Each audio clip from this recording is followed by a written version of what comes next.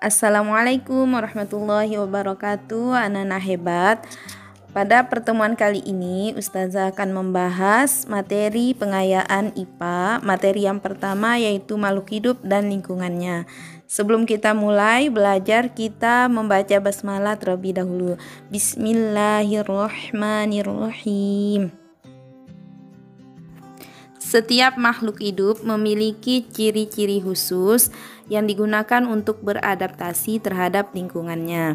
Yang pertama, ciri-ciri khusus pada tumbuhan antara lain sebagai berikut.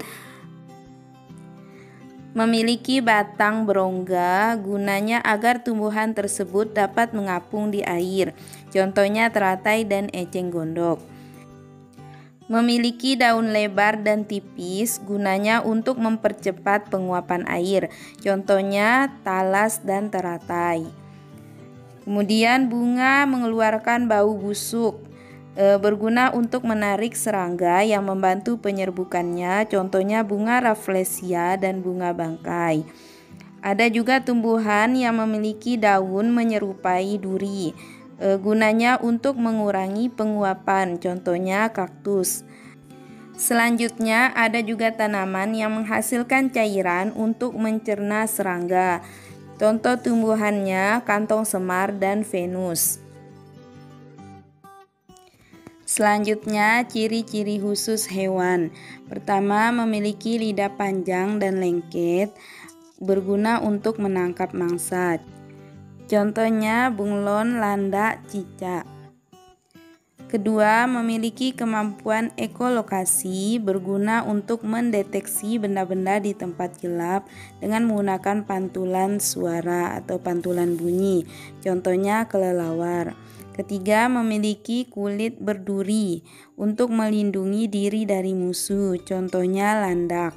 Keempat, memiliki kaki berselaput, berguna untuk berenang.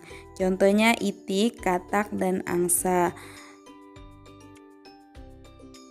Materi selanjutnya, penggolongan hewan. Beberapa hewan dapat dikelompokkan menjadi satu kelompok. Yang pertama, berdasarkan jenis makanannya. Hewan terbagi menjadi 3 kelompok, yaitu herbivora atau hewan pemakan tumbuhan, contohnya gajah dan kambing. Karnivora, hewan pemakan daging atau pemakan hewan lain, contohnya kucing dan elang. Omnivora atau hewan pemakan tumbuhan dan hewan pemakan hewan lain, contohnya ayam, itik, dan tikus. Yang kedua, pengelompokan hewan berdasarkan tempat hidupnya. Hewan dikelompokkan menjadi 3 kelompok, yaitu hewan yang hidup di darat, contohnya kelinci dan sapi. Selanjutnya, hewan yang hidup di air, contohnya ikan dan cumi. Kemudian hewan yang hidup di darat dan di air, contohnya katak, buaya, dan biawak. Yang ketiga, pengelompokan hewan berdasarkan penutup tubuhnya. Pertama, hewan bersisik, contohnya ikan. Yang kedua, hewan berlendir, contohnya cacing, belut, dan lele. Ketiga, hewan berambut, contohnya kucing. Keempat, hewan berbulu, contohnya ayam. Selanjutnya, pengelompokan hewan berdasarkan alat geraknya. Yang pertama, bergerak menggunakan kaki, contohnya jerapah, gajah, itik. Yang kedua, bergerak menggunakan sayap, contohnya burung.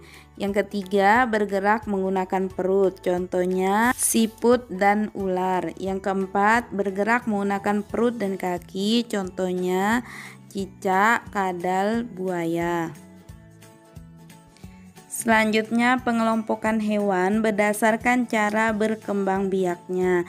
Yang pertama, hewan ovipar, yaitu berkembang biak dengan cara bertelur. Contohnya itik, ayam, dan ikan. Yang kedua, vivipar, hewan yang berkembang biak dengan cara melahirkan atau beranak. Contohnya gajah, kambing, dan kelelawar. Yang ketiga, ovovivipar, yaitu berkembang biak dengan bertelur dan melahirkan. Contohnya kadal dan beberapa jenis ular. Selanjutnya, pengelompokan hewan berdasarkan struktur tulangnya. Yang pertama, vertebrata, yaitu hewan bertulang belakang. Contohnya sapi, ikan, dan ayam. Yang kedua, avertebrata adalah hewan yang tidak bertulang belakang. Contohnya jenis-jenis serangga. Nah, materi selanjutnya, hubungan antar makhluk hidup dengan lingkungannya. Yang pertama, rantai makanan pada ekosistem. Rantai makanan merupakan hubungan atau peristiwa makan dan dimakan antar makhluk hidup di alam lingkungan berdasarkan urutan tertentu. Dalam rantai makanan, ada makhluk hidup yang berperan sebagai produsen dan konsumen. Tumbuhan merupakan sumber makanan yang disebut produsen. Makhluk hidup yang mendapatkan makanan dari produsen atau makhluk hidup lainnya disebut konsumen. Konsumen yang mendapat makanan langsung dari produsen atau tumbuhan disebut konsumen satu. Konsumen yang mendapat makanan dari konsumen satu disebut konsumen dua. Konsumen yang mendapat makanan dari konsumen 2 disebut konsumen 3 dan seterusnya. Decomposer atau pengurai merupakan organisme terakhir dalam rantai makanan. Tugasnya menguraikan jasad dari organisme yang lain yang sudah mati. Contohnya cacing, bakteri, dan jamur.